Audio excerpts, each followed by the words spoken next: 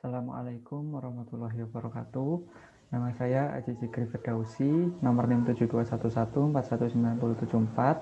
Saya akan menjelaskan tentang proyek 3, yaitu proyek HTML atau web menggunakan Notepad.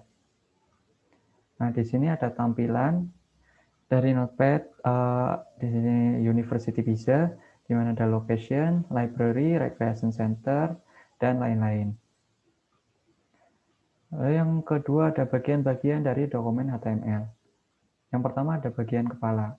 Bagian kepala ini memberikan informasi mengenai peranti lunak browser web. Informasi pada bagian kepala mencakup judul halaman web, dan sebagian besar informasi di bagian kepala tidak pernah dilihat oleh orang yang membuka halaman web. Yang kedua ada bagian tubuh, memberitahu apa yang akan dilihat oleh pengguna di layar. Pada bagian tubuh tertulis perintah HTML serta teks dan gambar sebenarnya yang akan ditampilkan pada halaman web. Lalu selanjutnya ada membuat dokumen Notepad.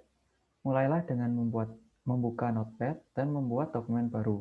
Klik perintah Start, ada di bagian bawah kiri layar, dan pilihlah subperintah program. Tergantung pada versi Windows yang Anda miliki, program Notepad ini akan muncul di dalam daftar, atau mungkin Anda harus mengklik subperintah aksesoris sebelum pilihan program Notepad tersebut muncul.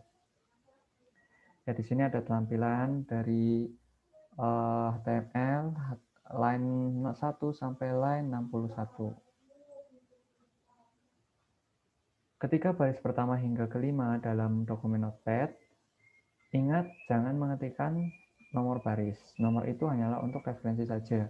Jangan mencoba untuk melihat dokumen tersebut menggunakan browser web hingga Anda telah menyelesaikan keseluruhan contoh.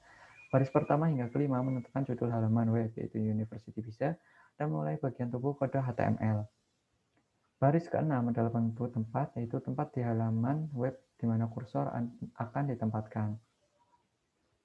Bagian pertama contoh kita adalah untuk menempatkan University Visa di bagian tengah atas halaman web dengan huruf merah besar. Baris ke-7 berisikan HTML untuk memulai paragraf yang akan disejajarkan di bagian tengah halaman web. Baris ke-8, ukuran huruf diperbesar melalui 3 tahapan, yaitu melalui 3 opsi menurun pada menu drop-down. Anda dapat melihat bahwa perintah font juga mengubah warna University Visa menjadi warna merah. Perubahan ini tidak harus ditetapkan ke semua teks pada halaman tersebut. Oleh karena itu, kita harus mengembalikan perubahan ini menjadi bentuk huruf awal pada baris ke-10 dan keperataan paragraf awal baris ke-11. Selanjutnya, kita ingin memberikan daftar lokasi di mana visa tersebut dijual. Sebuah garis kosong disisakan setelah satu paragraf, tetapi pada baris ke-12 kita menggunakan perintah line break untuk memasukkan satu baris kosong tambahan. Kita membuat daftar yang tidak beraturan pada baris ke-13 dan memberinya judul location. Kemudian kita membuat daftar berisikan 3 hal perpustakaan, recreation center, dan 101 North Main Street dengan menggunakan perintah li. Anda dapat melihat bahwa perintah unordered list dimatikan pada kode pada baris ke-17. Sekarang kita siap untuk membuat tabel berisikan harga-harga visa. Tabel pada figur P3.1 memiliki 4 baris dan 4 kolom. Baris yang pertama berisikan kata-kata topping, small, medium, dan large dalam huruf miring. Teks pada masing-masing sel data di tabel diletakkan di tengah. Sel tabel data ditandai dengan TD seperti yang ditunjukkan pada baris ke-20. Sedang baris ke-18 mulai tabel, dan perlu dicatat bahwa perintah tersebut juga dapat membuat garis di sekitar sel tabel. Baris ke-19 akan memberitahu HTML untuk membalas sebuah baris. Baris ke-20 hingga ke-23 membuat 4 sel data yang masing-masing memiliki judul kolom. Baris 44 membuat paragraf yang terletak di tengah halaman web. Baris 45 memberitahu HTML untuk menggunakan file visamain.gif tanpa pembatas di sekeliling gambar. Baris ke-46 dapat menonaktifkan perataan paragraf sehingga perataan akan kembali seperti semula, yaitu rata kiri. Daftar berurutan Why Order From Us ditunjukkan pada baris ke-47 hingga 51. Baris ke-52 dan 54 adalah perintah awal dan akhir yang menyebabkan paragraf tersebut sejajar ke bagian kanan. Baris ke-53 hyperlink yaitu satu ke halaman web lain, satu ke program email, dan satu ke bagian lain halaman web yang sedang dilihat. Baris 59 membuat hyperlink dengan poin referensi yang bernama tadi. Dua baris terakhir berisikan perintah body dan HTML. Menyimpan contoh.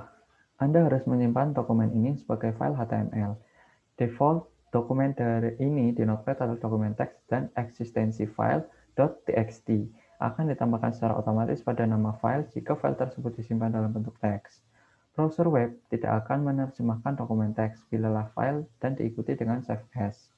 Masukkan nama file seperti universitypizza.html, tapi tanpa tanda kutip. Jenis file yang Anda pilih, dengan kata lain save as type, haruslah all file dengan penggunaan ANSI. Ya, ini ilustrasi dari penjelasan tadi. Selanjutnya melihat halaman web.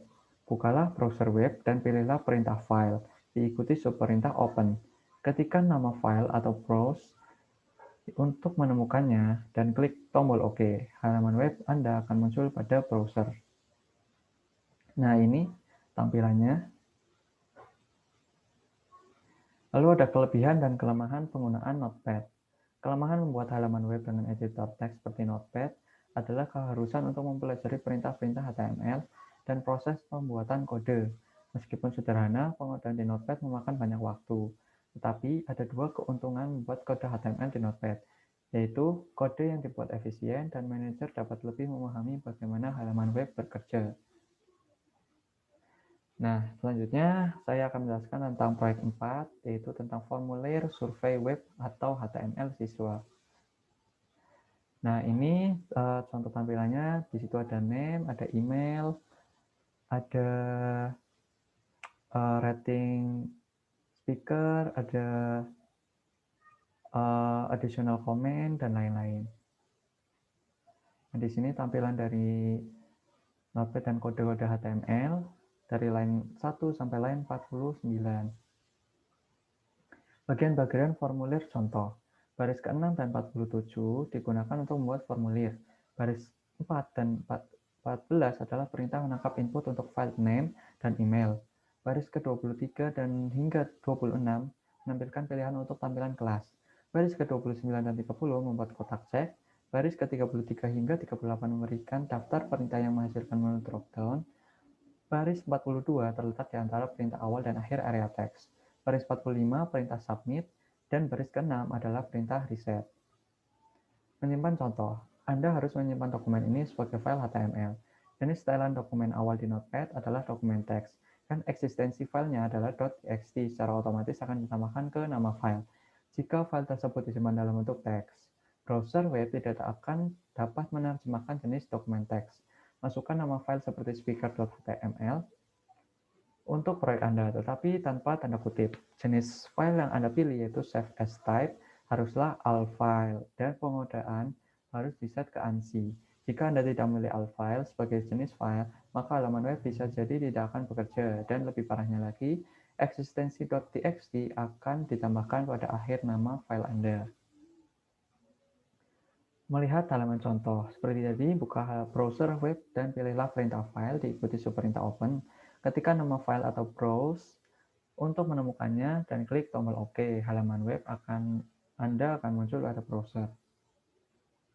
Ya, sekian yang dapat saya sampaikan. Kurang lebihnya mohon maaf. Wassalamualaikum warahmatullahi wabarakatuh.